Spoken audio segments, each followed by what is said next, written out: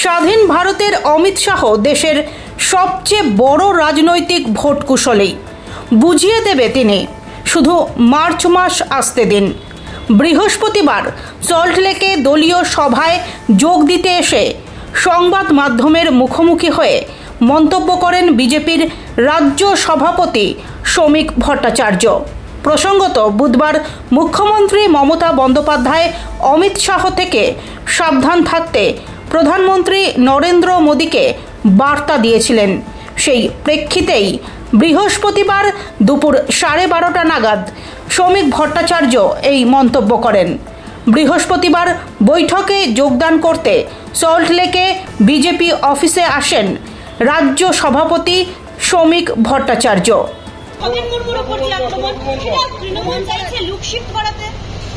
দেখুন, তৃণমূল শাক দিয়ে মাছ ঢাকতে চাইছে। যদি মাছটা ঢেকেও গেলে শাকটাকে ঢাকবে কি দিয়ে? আপনারাই বসে আছেন, সেই ছবি দেখাচ্ছেন, আবার আপনারাই কেক কাটার ছবি দেখাচ্ছেন। তো ওখানে ওরা পলিটিক্যাল ট্যুরিজমে গেছে না দৃষ্টি ঘোরাতে গেছে, এটা পশ্চিমবঙ্গের মানুষের উপরেই ছেড়ে দিন। সঙ্গে দেখা করতে পেরেছেন, কিন্তু আজকে রাজ্যপালের সঙ্গেও দেখা করতে চান। তারা বারবার করে বলছে যে আইন শৃঙ্খলা পরিস্থিতি কিরকম সেটা বিজেপি শাসিত যে কোনো স্টেটে গেলেই বোঝা যায়। তারা কি করে বড় বড় কথা বলে রাজ্য নিয়ে, এই রাজ্য নিয়ে? এই তো মানুষ বিজেপিকে বারবার ক্ষমতায় নিয়েছে। 3বারের জন্য নরেন্দ্র মোদী প্রধানমন্ত্রী হয়ে গেলেন। তিনি এত গিয়ে দিল্লিতে লাফালাফি করলেন, ভাইকে আটকাতে পারলেন না। ভাইও ডুবলো, ভাইয়ের পার্টিও ডুবলো। আস্তে আস্তে সব শেষ হয়ে যায়। বিপ্লব দেব আজকে এসেছেন, কুণাল ঘোষেরা বলছেন যে ত্রিপুরা থেকে বিপ্লব দেব যাচ্ছেন, কলকাতায় গিয়ে থাকছেন, বিজেপির কাজ করছেন, আমরা এখানে এলেই দোষ। বিপ্লব দেব ত্রিপুরা থেকে আসছেন, কলকাতায় থাকছেন। বিপ্লব দেবের গাড়ির উপর পাথর ছুঁড়ুন, যেহেতু অভ্যস্ত আছে। বিপ্লব দেবের চোখের তলায় পাথর নিয়ে মারুন, দরকারে জুতো ছোড়ান। কল্যাণ ঘোষকে যেরকম আওয়াজ করেছিল বিপ্লব দেব কথা বলতে গেলে, পুলিশকে পাঠিয়ে দিয়ে করে চিৎকার করতে শুরু করুন, যাতে আপনারা কোনো বাইক করবেন কিভাবে? শ্রমিকদা 26-এ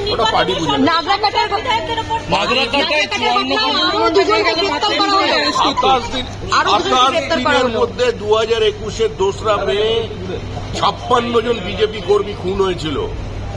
287 জন এই পর্যন্ত খুন হয়েছে 2016-র আগে থেকে। বিজেপি উঠে গেছে না পতাকা নামিয়ে নিয়েছে? এত অত্যাচারের পরেও, ওই মানবরূপী এই ওষুধটাকে ক্ষমতায় বসানোর পরেও রাজ্য নির্বাচন কমিশনের একদম পুরো কুমোরটুলির ওষুধ, তারপরে এত বিডিওকে দিয়ে লুট করানোর পরেও 11,000-এর বেশি আসন পঞ্চায়েতে জিতেছে। আরে তৃণমূল চলে গেছে, কোন কর্মীদের নিয়ে আপনাকে ভাবতে হবে না। বিজেপির কর্মীদের টেক কেয়ার করবে, আর কর্মীরা যথেষ্ট শক্তিশালী। শেষ প্রশ্ন, আজকে রাজ্য সভাপতির কাছে আমাদের প্রশ্ন যে আজকে আপনাদের যে বৈঠক রয়েছে, ভূপেন্দ্র যাদব, বিপ্লব দেব এসছেন, ঘটনায় আরো জন গ্রেপ্তার, মানলে কি পাল্টা মারার স্ট্র্যাটেজি? ওটা তো জঙ্গলের রাজত্ব হয়। চোখের বদলে চোখ, কানের বদলে কান, সব জঙ্গলের রাজত্ব। আরো দুজনকে গ্রেপ্তার করা হলো, পুলিশের ভূমিকা নিয়ে প্রশ্ন উঠছে। নাগরাকাটার ঘটনা প্রকাশ্যে জামাতদের নিয়ে, রোহিঙ্গাদের নিয়ে, বাংলাদেশি অনুপ্রবেশকারীদের নিয়ে ওখানে যে ওই কাজী বস্তি তৈরি হয়েছে, তারা আক্রমণ করেছে। এটা তৃণমূল কংগ্রেস পরিকল্পিতভাবে পুলিশের জ্ঞাতসারে ওই আক্রমণটা করানো হয়েছিল। কিন্তু এতে এইভাবে আদিবাসী সমাজের মানুষকে, প্রান্তিক সমাজের মানুষকে খুন করে কি চলে? এই যে দিল্লিতে পার্লামেন্টের 2 কক্ষে দাঁড়িয়ে বিভিন্ন সময় কংগ্রেস,